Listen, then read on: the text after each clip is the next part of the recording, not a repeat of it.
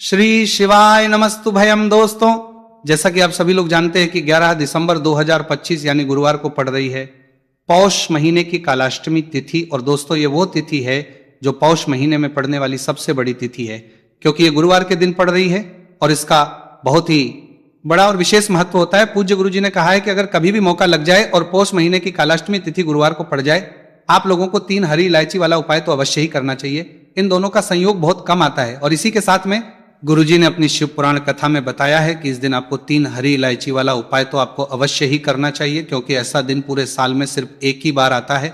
और दोस्तों, आप सभी लोग जानते हो कि गुरुवार कालाष्टमी तिथि का अगर सबसे बड़ा कोई उपाय है तो 3 हरी इलायची वाला उपाय है। तो दोस्तों, इस बैकुंठ के दिन आप लोगों को इस 3 हरी इलायची वाला उपाय को जरूर करना है। बहुत सारे लोग होंगे जिन लोगों ने इस उपाय को ना किया हो, मतलब पूरा साल निकल गया, उन्होंने किसी भी दिन इस 3 हरी इलायची वाला उपाय को ना किया हो। पर दोस्तों, आपके पास एक आखिरी मौका बचा हुआ है जो कि 11 दिसंबर के दिन है। तो इस दिन आप लोगों को इस वाले उपाय को जरूर कर लेना है। भले ही आपने पूरे महीने भर इस उपाय को ना किया हो, पर अगर आपने इस पौष के गुरुवार कालाष्टमी तिथि के दिन अगर इस वाले उपाय को कर लिया तो आपको इस उपाय को करने का वह फल मिलेगा जिसकी आपने कभी कल्पना भी नहीं करी होगी। इसीलिए आप लोग इस वाले उपाय को एक बार जरूर कर लेना है, ताकि आप लोगों के हाथ से यह मौका ना जा सके और आपको इस कल्पना कर दिया गया, हमें नहीं कर दिया गया, नहीं कर दिया गया, नहीं कर दिया, उपाय को करने का फल मिल सके। दोस्तों, यह उपाय पंडित जी ने अपनी अभी की ही श्री शिव महापुराण की कथा में बताया है, जिस उपाय को हम आपको बहुत अच्छे से समझाने वाले हैं। इस वीडियो को देखने के बाद इस उपाय को समझने के लिए आपको कोई और वीडियो को देखने की जरूरत नहीं पड़ेगी। तो चलिए दोस्तों, उपाय को शुरू करते हैं।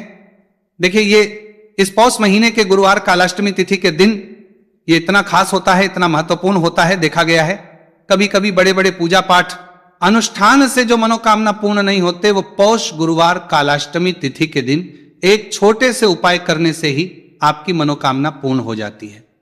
और बहुत सारे लोगों ने इस उपाय को किया भी है और उनको इस उपाय को करने का फल भी जरूर मिला है।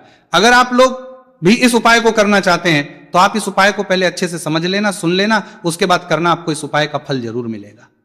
और इस उपाय को कर लेने से आपके घर में चाहे किसी भी की दुख और समस्या क्यों ना चल रही हो, आपको उसका कारण भी नहीं पता है कि भाई यह समस्या किस कारण से चल रही है। उसका कुछ भी कारण हो सकता है, जैसे पितृदोष हो सकता है या किसी भी तरह का मंगल दोष भी हो सकता है। तो इस दिन आप लोगों को यह वाला उपाय कर लेना है। यह एक ऐसा उपाय है जिस उपाय को अगर किसी विशेष दिन पर किया जाए तो भाई उस विशेष दिन का जो है वह तो हमें मिलता ही मिलता है, पर हमने उस दिन पर उपाय को किया है तो हमें उससे भी बड़ा फल मिलता है, और फल बहुत जल्दी मिलता है, क्योंकि आप इस उपाय को बहुत ही बड़े और विशेष दिन पर कर रहे हो। तो चलिए अब उपाय के बारे में बात करते हैं, लेकिन उससे पहले आप लोगों को यह जानना आवश्यक है कि आखिर यह उपाय किस समय करना है, किसको करना है और कैसे करना है। तो चलिए हम आगे आपको वीडियो में एक एक करके बता देते हैं, लेकिन उससे पहले अगर आप लोग और इस वीडियो को लाइक करके कमेंट बॉक्स में श्री शिवाय नमस्तुभ्यम ओम नमः शिवाय जरूर टाइप कर देना। तो दोस्तों, इस 3 हरी इलायची वाला उपाय को हमें इस गुरुवार कालाष्टमी तिथि के दिन कैसे करना है, किसको करना है, किस समय करना है और कहां पर करना है, ये सारे सवालों के जवाब आपको वीडियो में मिल जाएंगे। और जो ये वीडियो देखेगा भाई, उसको 3 हरी इलायची वाला उपाय जरूर करना चाहिए, क्योंकि इस दिन एक हरी इलायची का भी बहुत ही बड़ा और विशेष महत्व होता है। और जब बात आ जाए 3 हरी इलायची की, तो ये सोने पर सुहागा वाली बात हो जाती है और ये एक बहुत ही बड़ा उपाय हो जाता है इस गुरुवार कालाष्टमी तिथि का। तो अब दोस्तों, इस 3 हरी इलायची वाला उपाय को आखिर करना किसको है, सब हम लोग वो बात जान लेते हैं। तो देखो, घर की जो बड़ी माताएं बहनें होती हैं, उन माताओं बहनों में से कोई भी एक बड़ी माता बहन इस वाले उपाय को कर सकती है।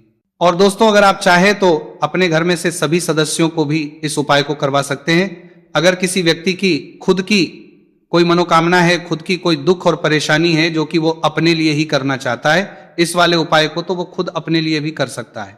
बाकी अगर कोई से ऐसा है जो कि अपने पूरे घर परिवार की सुख और शांति के लिए यह वाला उपाय करना चाहता है, तो भाई वो भी कर सकता है, उसमें भी कोई दिक्कत वाली बात नहीं है। कहने का मतलब यह है कि इस उपाय को हर एक सदस्य भी कर सकता है और पूरे घर परिवार के सदस्य के लिए घर की बड़ी माताओं बहनों में से कोई एक माता बहन भी कर सकती है। माताएं बहनें अगर घर में उपस्थित ना हो या वही वाला उपाय ना कर पा रही हो, तो फिर घर का कोई बड़ा से भी इस 3 हरी इलायची वाला उपाय को कर सकता है। चाहे फिर वही पुरुष ही क्यों ना हो, उसमें कोई भी दिक्कत वाली बात नहीं है। अब दोस्तों जो अगला प्रश्न निकल कर आता है वो ये आता है इस उपाय को लेकर कि आखिर इस उपाय को हमें किस समय करना है, सुबह के समय करना है कि शाम के समय करना है। तो देखो इस वाले उपाय को आप लोग सुबह के समय भी कर सकते हो और शाम के समय प्रदोष काल में भी कर सकते हो। अब अगर आप पूछो कि भाई सबसे उत्तम समय कौन सा रहेगा इस 3 हरी इलायची वाला उपाय को करने का, तो हम आपसे बस यही कहेंगे कि इस उपाय को आप सुबह के समय करेंगे तो ज्यादा बेहतर होगा। बाकी अगर प्रदोष काल शाम के समय भी करेंगे तो भी अच्छा होगा, उसमें कोई भी दिक्कत वाली बात नहीं है। तो अब दोस्तों जो अगली सबसे बड़ी और महत्वपूर्ण बात आती है वो ये आती है कि सुबह अगर हम उपाय को करेंगे तो हमें कितने बजे से लेकर बजे तक के बीच में करना है, और शाम के समय प्रदोष काल में करेंगे तो हमें कितने बजे से लेकर कितने बजे के बीच में करना है। तो देखो सुबह जितनी जल्दी हो सके आप उपाय को करने की कोशिश करना। बाकी अगर किसी कारणवश लेट भी हो जाओ, थोड़ी देर भी हो जाए, तो 10 या 11 बजे तक भी आप उपाय कर लेना, पर 12 बजे से ज्यादा देरी ना हो। ठीक है, इस बात का ध्यान रखना।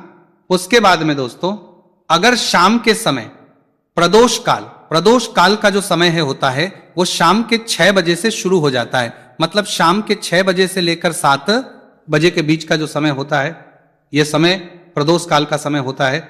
तो आप इस उपाय को 7 या 8 बजे के बीच में भी कर सकते हो। मतलब शाम के 6 बजे से रात 8 बजे के बीच में आप कभी भी इस वाले उपाय को कर सकते हो, उसमें कोई भी दिक्कत वाली बात नहीं है। देखिए कालाष्टमी तिथि पर विष्णु भगवान और महादेव का पूजन हम करते हैं। यही वो दिन जिस दिन दोनों देवों का पूजन एक साथ किया जाता है।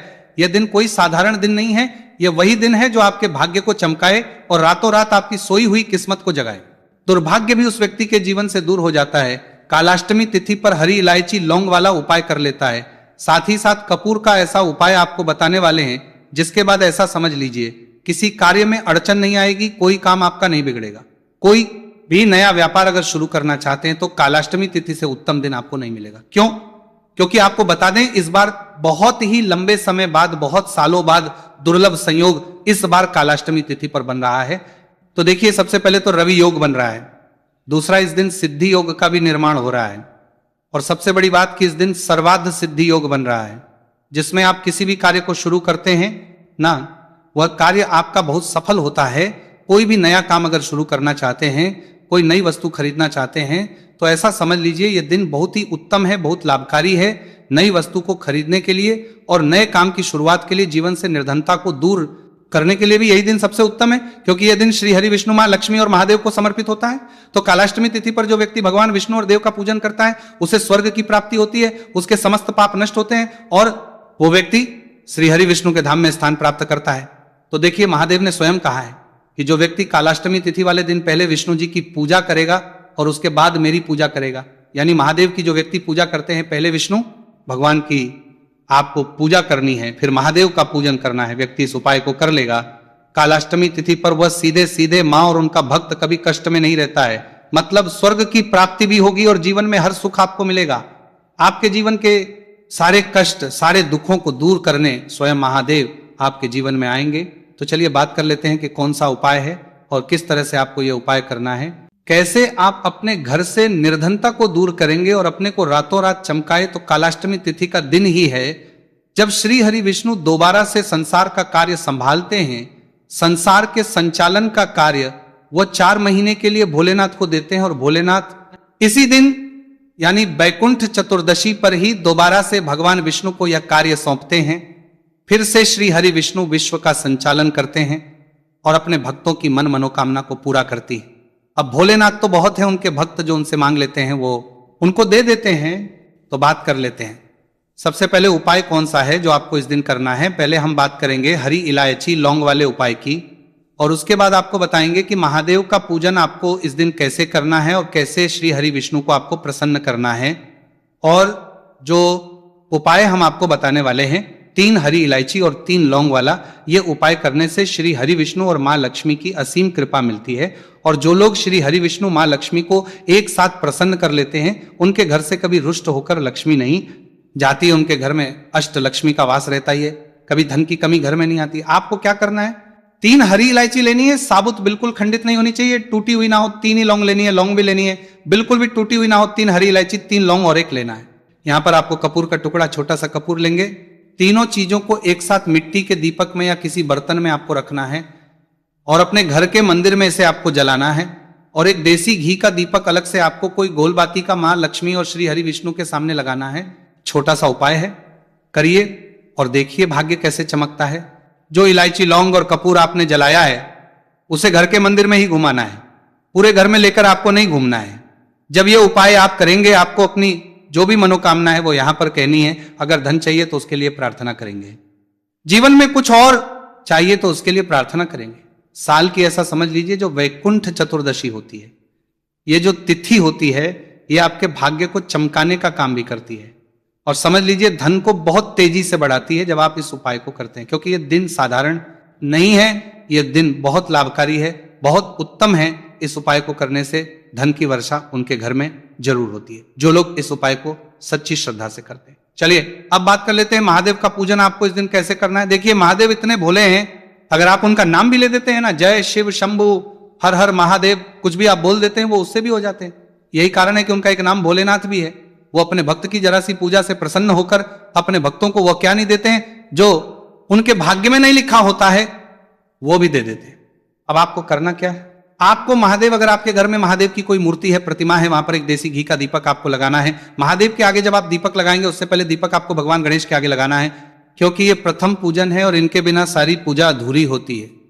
ऐसा समझ लीजिए कि जब भी आप सबसे पहले क्या करेंगे कि गणेश जी के आगे दीपक लगाएंगे, फिर लगाएंगे महादेव के आगे, माता पार्वती का ध्यान करेंगे और फिर महादेव से कहेंगे कि आप तो भोलेनाथ हैं, आपसे क्या नहीं कह सकते, आप जो कहते हैं वो आप सबको देते हैं, मेरी भी ये मनोकामना है, मेरी भी ये भी विष है, इसे भी आप पूरा करिए।